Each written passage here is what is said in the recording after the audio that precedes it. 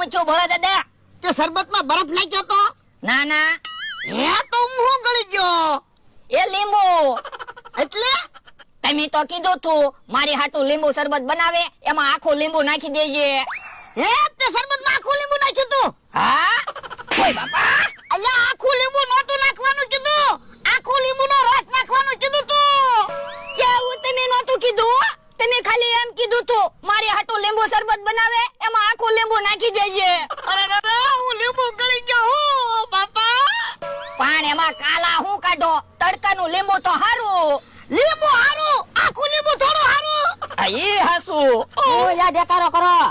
એવું લીંબુ ગળી ગયો. હવે ખોટું હું બોલે? એ હાસુ, ભોળા દાદા આખું લીંબુ ગળી ગયા.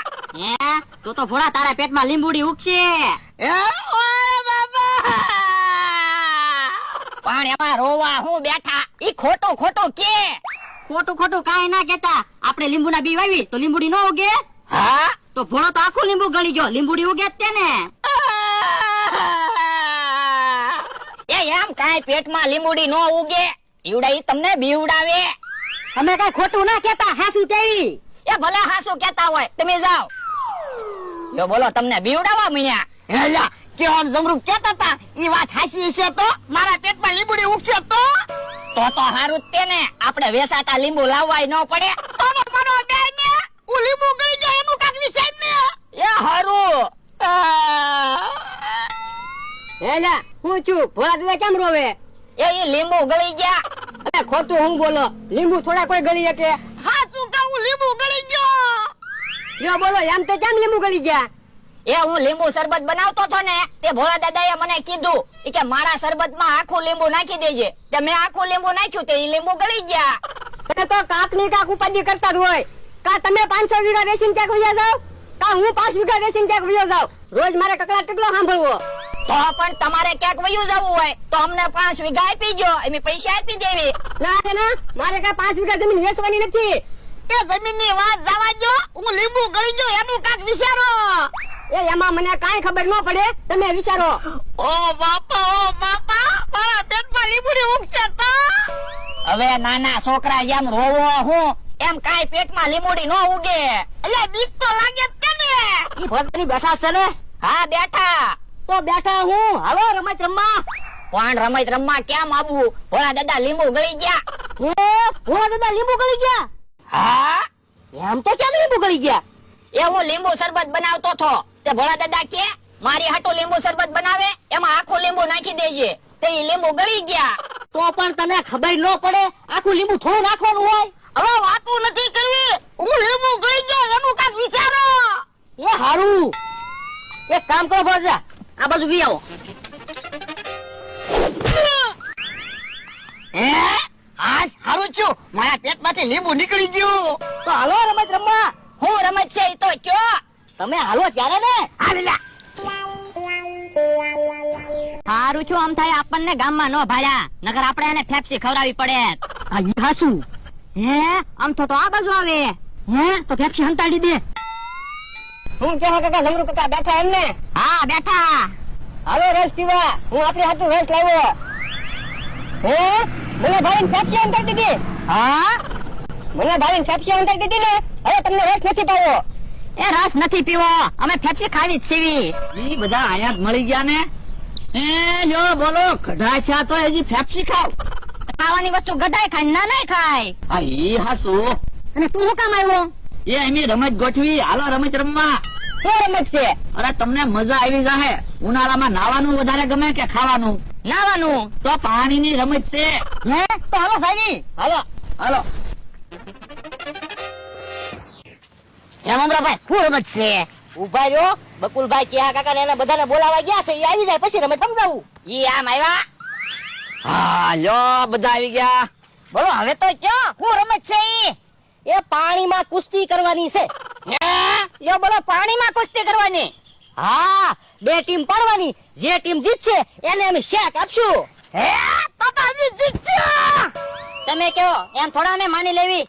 કુસ્તીમાં આવો પછી ખબર પડે. હમણાં તો રહેતું તું, હું લીંબુ ગળી ગયો એમ કેતું તું. સાનો માનો રે. એ ડોહા, તું કઈ ન બોલતો. ઉભા રહ્યો, અહીંયા નથી બાંધવાનું. હા અમે જવા પાણી દેખાય. ત્યાં કુસ્તી કરવા વ્યા જાવ. હાલો પેલા બધા 500 રૂપિયા આપી દો. લે અમારા 1000 રૂપિયા, અમારા 1000 રૂપિયા, મારા 500 રૂપિયા. બકુલભાઈ અમે આવી ત્યાં તમે શાક તૈયાર રાખજો. એ વાંધો નહીં. હાલો. તરીકાની બધાને પાણીમાં કુસ્તી કરવાની મજા આવી જવાની છે. હાલો તો હવે ટીમ પાડી દેવી. પણ ટીમ હું કામ પાડવી? હું ને ભોળા દાદા અને બીજા બધા. એ વાંધો નહીં. તો બોલો તમારી ટીમ માંથી પેલા કોણ કુસ્તીમાં ઉતરે છે? તો હું. પણ ભોળા દાદા તમારે કુસ્તીમાં હું કામ ઉતરવું? તમે તો શેઠ છો. હું શું ને હમણાં બધાને હરાવી દઉં. આ તો વાંધો નહીં. બોલો તમારી ટીમ માંથી પેલા કુસ્તીમાં કોણ ઉતરે છે? હું. એની ટીમ માંથી પેલા જમરૂ કાકા કુસ્તીમાં ઉતરે છે. પણ જમરૂ કાકા એક હું કામ બધાને કુસ્તીમાં ઉતારી ગયો, હમણાં બધાને હરાવી દઉં. સાનો માનો રે ને નિયમ પ્રમાણે હાલ ને. એ હારું. હવે તો જો સાંભળો, હું સિસોટી વગાડું એટલે કુસ્તી તમારે ચાલુ કરવાની, અને હું પાછો સિસોટી વગાડું એટલે તમારે કુસ્તી બંધ કરી દેવાની. એ હારું. હવે તો બે ટીમ માંથી એક એક માણસ ઉતરો કુસ્તીમાં. એ હારું.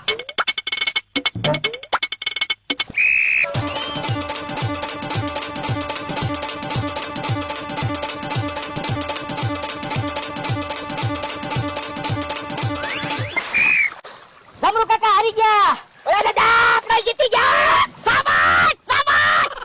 હું જમરૂ કાકા તમે છે. હાલો હવે તમારી ટીમ માંથી કોણ કુસ્તીમાં ઉતરે છે? હું. હવે તો ઉતરો કુસ્તીમાં. એ હારું.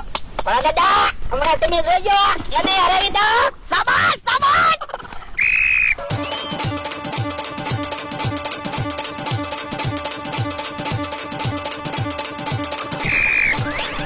દાદા તમારો માણસ હારી ગયો. એટલો બધો પાવર હું કરે હજી હું બાકી છું. તો જો હાથો યાર ઉભા રહ્યો અહીંયા બાધોમાં, કુસ્તીમાં પછી બાંધવાનું છે.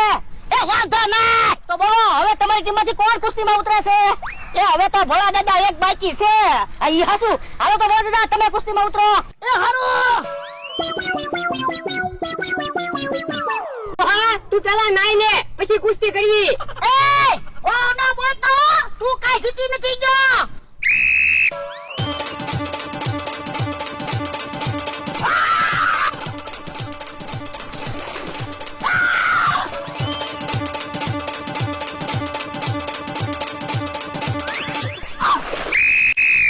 અમતાભાઈ તમે હારી ગયા, ભોળા દાદા જીતી ગયા.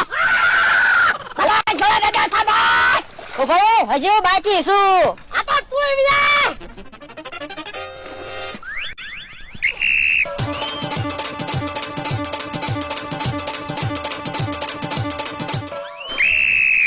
ક્યાં કાકા તમે હારી ગયા, ભોળા દાદા તમે જીતી ગયા. ભોળા દાદા હવે કોઈ નથી બાકી, આપણે જીતી ગયા. હાલો તો શાક લેવા. હાલો હાલો હાલો ભોળા દાદા. હે અમથાભાઈ ને કેહા કાકાની ફફડાટી આવે છે. ઈ જીત્યા લાગે. હે તમે જીત્યા? ના ના ડોહો ની જીત્યા. તો પણ તમે કેમ ફફડાટી આવ્યા? ને બધા દાંત કાઢ્યા એટલે. બકુલભાઈ ભોળા દાદા ની જીત્યા. હે ભોળા દાદા તમે જીત્યા? કોંગ્રેચ્યુલેશન, અભિનંદન. એ અભિનંદન પછી આવ્યો, પેલા શેક આપી દો. એ હારું. લ્યો મમરાભાઈ ભોળા દાદાને શાક આપી દો. લ્યો હે આવું છે. બટેટાનું શાક. પણ બટાકાનું શાક હું કામ આપ્યું? અમે તો કીધું તું કુસ્તીમાં જે જીતે એને શાક આપશું.